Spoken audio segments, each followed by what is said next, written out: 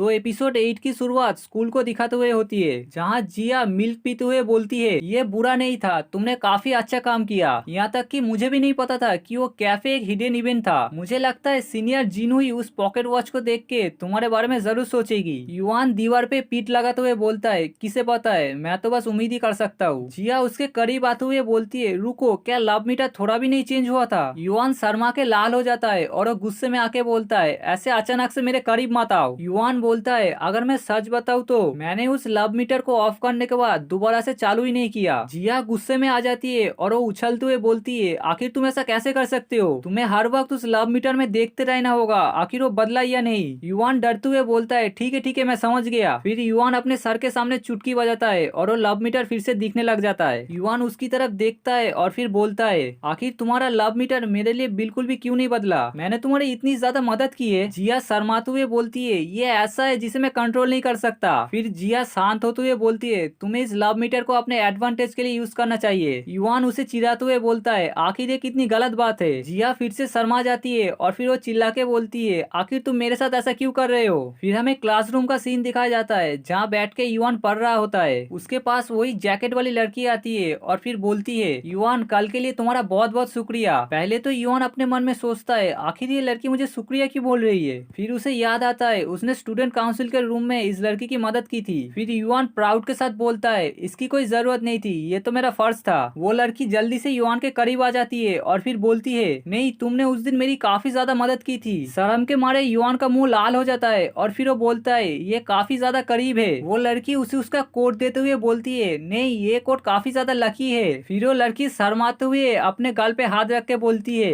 इस कोट ने सच में मुझे प्रोटेक्ट किया है। अगर मैं घर जाने से पहले इस कोट को उतार देती तो मैं काफी ज्यादा शर्मिंदा हो जाती। युआन मुंह बना के बोलता है, ये तो काफी ज्यादा बेवकूफ है। वो लड़की फिर से तेजी के साथ युआन के करीब आके बोलती है, इसलिए मेरे दोस्त, नहीं मास्टर युआन, प्लीज मुझे अपना स्टूडेंट बना लीजिए और मुझे सिखाइए कैसे इविल पावर को डिस्ट्रॉय करते हैं। युआन फिर से शर्मा जाता है और वो चिल्ला के बोलता है, क्या तुम प्लीज मेरे करीब आना बंद करोगी? युआन अपने बुक को पकड़ते हुए बोलता है, ठीक है, हम क्लास के बाद इस बारे में बात करेंगे। वो लड़की युआन के बगल में बैठ जाती है और बोलती है, ठीक है। युआन उसकी तरफ देखता है और बोलता है, क्या तुम्हें और कुछ बोलना है? वो लड़की बोलती है, नहीं, मैं तो बस यहाँ पर क्लास शुरू होने का इंतजार कर रही हूँ। मुझे लगता है तुम मुझे नहीं जानते हो, मैं पिछले 1 साल से तुम्हारे बगल में बैठ रही हूँ। मेरा नाम आनकुई है और मैं क्लास मॉनिटर हूँ। युआन ये सुनने के बाद दूसरी तरफ मुंह कर लेता है और बोलता है, मुझे माफ करना, ऐसा शायद इसलिए हुआ क्योंकि मैं क्लास में ज्यादा ध्यान नहीं देता हूँ। फिर वो अपने मन में सोचता है, नहीं, ऐसा इसलिए हुआ क्योंकि मैं स्टूडेंट पे ज्यादा ध्यान नहीं देता।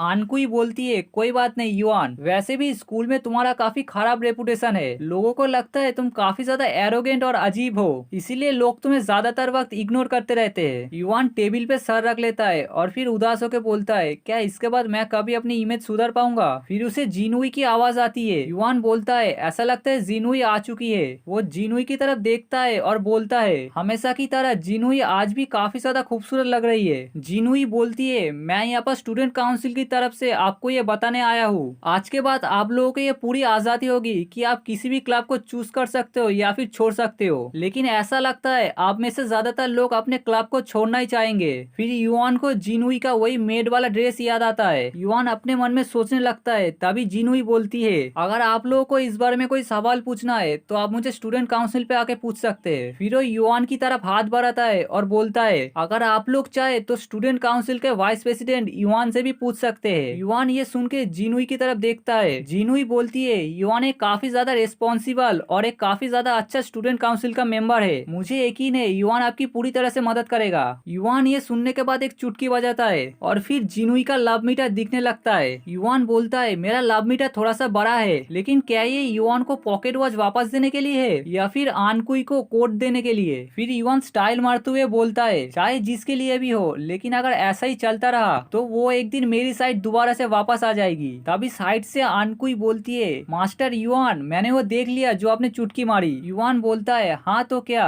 आनकुई खुशी से उछलते हुए बोलती है, मुझे लगता है ये कोई नई ट्रिक है, क्या आप मुझे भी सिखाओगे? युआन गुस्सा हो जाता है और बोलता है, मुझे लगता है ये लड़की इस गेम की नहीं है। फिर वो बोलता है, रुको एक मिनट। फिर वो आनकुई की तरफ घूम के देखता है, उसका लव मीटर भी अब थोड़ा सा बढ़ चुका होता है। बस इसी के साथ ही हमारा एपिसोड 8 यहीं पर ही खत्म हो जाता है। गाइस, अगर आपको ये मांगा पसंद आ रहा है तो इस वीडियो को एक लाइक जरूर करके जाना, इससे मैं मोटिवेट होऊंगा और हर दिन 4 वीडियो अपलोड करूंगा।